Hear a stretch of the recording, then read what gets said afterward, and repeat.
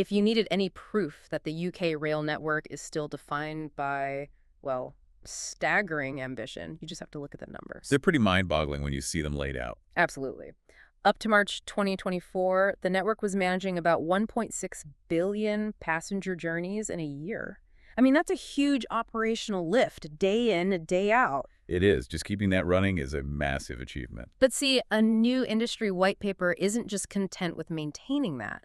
It's claiming the UK rail network has the potential for, get this, 1 billion additional passenger journeys by the mid-2030s. A billion extra. That's Yeah. a 60% uplift. Exactly. So, okay, let's unpack this. Because achieving that kind of growth on largely the same physical network, that doesn't just happen by accident. No, you can't just run more trains. The system's already constrained. Right. So our mission in this deep dive is to get to the bottom of the technological pivot that's supposed to unlock all that latent capacity. It's clear the solution isn't about massive infrastructure expansion. It's got to come from hyper-efficiency, digital systems, and just rigorously managing all that complexity. And managing that complexity, that really is the absolute core of the whole model. The report makes it very clear that the future involves richer, faster data flows and a much wider interdependence between thousands of different suppliers and assets. Everything is connected. Everything. And while that's great for efficiency, it also creates a vastly larger number of potential failure points. Unless, of course, it's all managed with extreme rigor. Which is where AI comes in, I assume. And that's the idea. AI is being positioned as the fundamental operating system for this modern rail infrastructure. But what's really fascinating here is the paper's insistence that this isn't some single central brain. Okay. It's more of a distributed, embedded layer of prediction and optimization. It's in the trains, it's in the signals, the depots. Its job is to monitor billions of data points, but its main function is to direct human attention, to prioritize work so people can make the most informed decisions. So it augments the workforce, it doesn't replace it. Exactly. Makes them more effective. That reframes the whole challenge, doesn't it? If you want that billion more journeys, you simply cannot afford hours of unexpected delays. You have to get ahead of failures. So let's start with what has traditionally been the biggest black hole for time and money: maintenance. Ah, yes, the old way. The history there is all about being reactive, right? Fixed schedules, periodic checks, and just tremendous human labor. We've all seen the pictures of network rail engineers walking miles of track, literally looking for tiny defects. It's slow, it's incredibly expensive, and you often only find the problem when it's already causing a major delay. This is where AI delivers its first big promise then. It just flips that entire model on its head. Completely. Instead of waiting for a fault to show up, machine learning systems are now forecasting degradation. They're enabling intervention months earlier. We're moving away from reacting to failures and towards a truly proactive model. Forecasting failure before it even begins. Precisely. But that has to require a huge investment in sensors and data streams. What kind of inputs are we talking about here that can actually replace a human walking the line? We're talking about comprehensive, nonstop monitoring. These systems rely on large-scale sensing and imaging deployed right across the network and often mounted on the trains themselves. Okay, so what does that include? Think high-definition cameras on the line side, specialized LiDAR scanning for track geometry, thermal and acoustic monitoring for bearings and wheel sets, vibration diagnostics, all of it feeding raw data into machine learning models. And these models are just looking for, what, tiny changes? Incredibly subtle patterns that indicate a failure is starting. Maybe a microscopic change in the rail geometry or a slight increase in a vibration frequency. Things the human eye would never, ever catch. So that proactive approach is the real efficiency gain. The practical win here is that these systems can raise an alert well before disruption becomes unavoidable, Sometimes months ahead of time. which eliminates those high-cost, high-drama emergency callouts.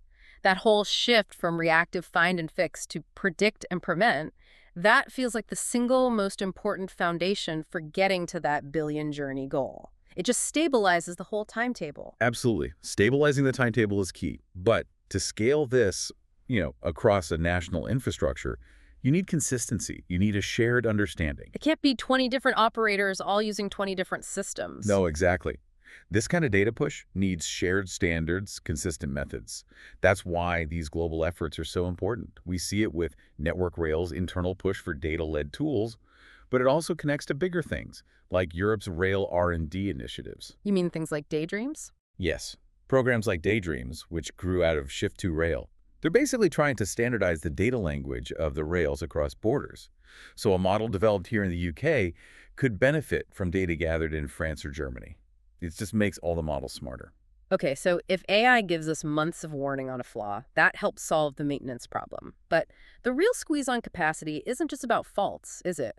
It's about managing millions of tiny operational decisions every day on a network that's already close to its limit. Which brings us to operational optimization. Yeah, and this is where it gets really compelling.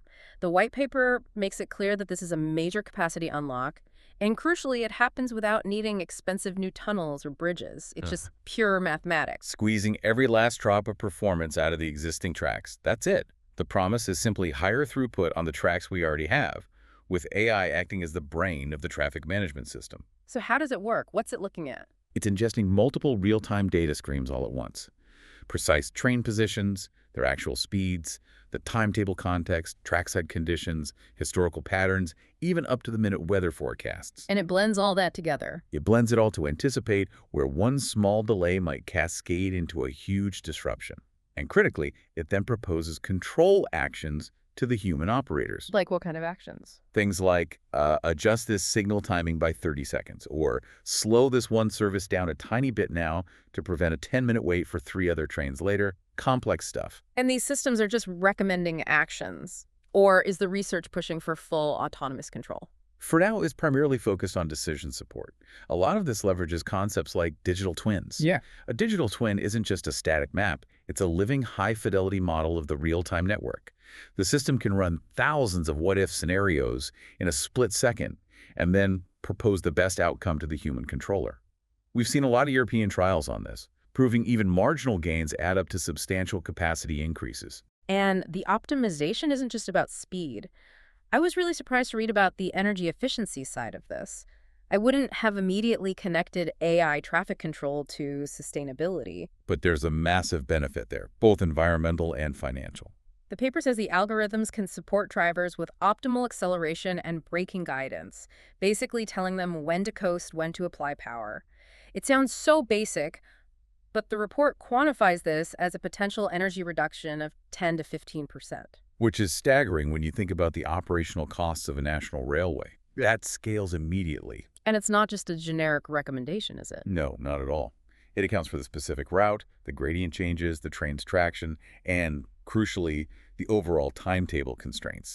So the savings are real and applicable on every single journey. It's the hidden efficiency. You save energy, you reduce wear and tear on the trains, and you boost performance, all from better math. Okay, let's turn to the layers of AI that are maybe more visible to us as passengers. Because while system optimization is huge for the network, the safety applications are often the most noticeable. They are, and they're becoming essential extensions of human monitoring. Take obstacle detection as a specific example. This tech pairs high-res thermal imaging with machine learning to spot hazards on the line. Like debris or something. Debris, wildlife, anything that shouldn't be there. And it can spot things that a human might miss, especially in poor visibility or at high speed. And we're seeing this in stations, too. Definitely. AI analyzing CCTV feeds in real time to flag unattended bags or suspicious behavior, and much better monitoring at level crossings. The report gives a great example, using AI and LiDAR for crowd flow monitoring at London Waterloo. Waterloo. I mean, that's one of the busiest terminals in Europe. What's the practical benefit of using LiDAR there? Is it just counting people? It's much more detailed than that. LiDAR gives you a real-time 3D outline of the crowd. Yeah. It lets operators see dangerous densities building up or bottlenecks forming near platforms. So you could spot a potential crush before it happened. Precisely. It allows staff to proactively manage those public spaces and ensure platforms are cleared safely during peak times. It's a huge safety tool. And moving from safety to comfort, what about the passenger experience itself? Overcrowding is miserable, and AI seems perfectly suited to fixing that scheduling mismatch. That's a huge focus. The paper suggests demand prediction can become truly dynamic. So not just relying on old static timetable models. Right. Instead, you combine actual ticketing data with rich contextual signals. Things like a big concert nearby, school holidays, even mobile data indicating large gatherings. You can anticipate surges in demand in real time. And that lets operators make immediate changes. Exactly. They can adjust the number of carriages on a specific service, reduce overcrowding at pinch points, and make sure the train that shows up actually matches the demand at that specific moment. The paper calls this a low-drama win. And it is. It's practical. It leads to better timetables, less congestion, and clearer information for you as a passenger. A much smoother journey. So we have predictive maintenance, stabilizing the network, operational efficiency, maximizing capacity, better safety, and a better passenger experience.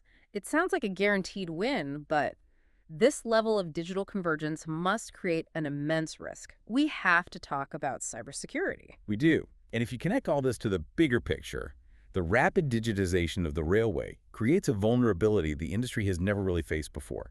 This is where operational technology, or OT, The systems that physically run the trains and signals? right, that OT starts to converge with traditional information technology, or IT. And when that happens, cybersecurity suddenly stops being a back office function. It becomes a core operational safety issue. The threat isn't just data theft anymore. The threat is kinetic.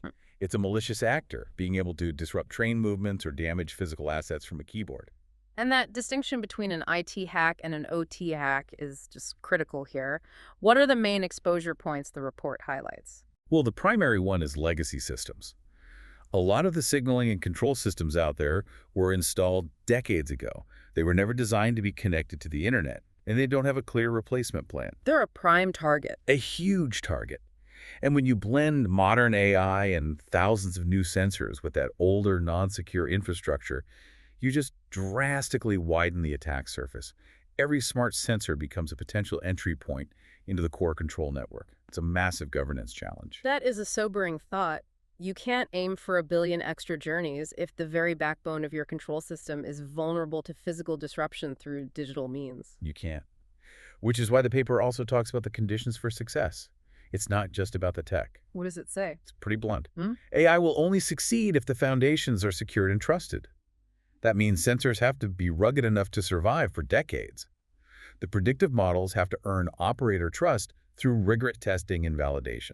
And governance has to treat cyber resilience as being completely inseparable from physical safety. Exactly. You can't just protect the tracks while ignoring the digital systems that manage the trains on them. They're one unified system now. Ultimately, the paper is quite direct at the industry's choice here. It is. It argues that AI adoption isn't optional. These capabilities are coming to the railways regardless, through supplier pressure, through upgrades. The real question isn't if the railway becomes smart, but how it manages that change. So what does this all mean for the industry? The fundamental decision isn't whether to use these powerful new tools, but how to integrate them. Precisely. The choice is whether they adopt AI proactively, govern it tightly, build in security from the start, or whether they just end up with these powerful tools layered into operations as unowned, unmanaged complexity.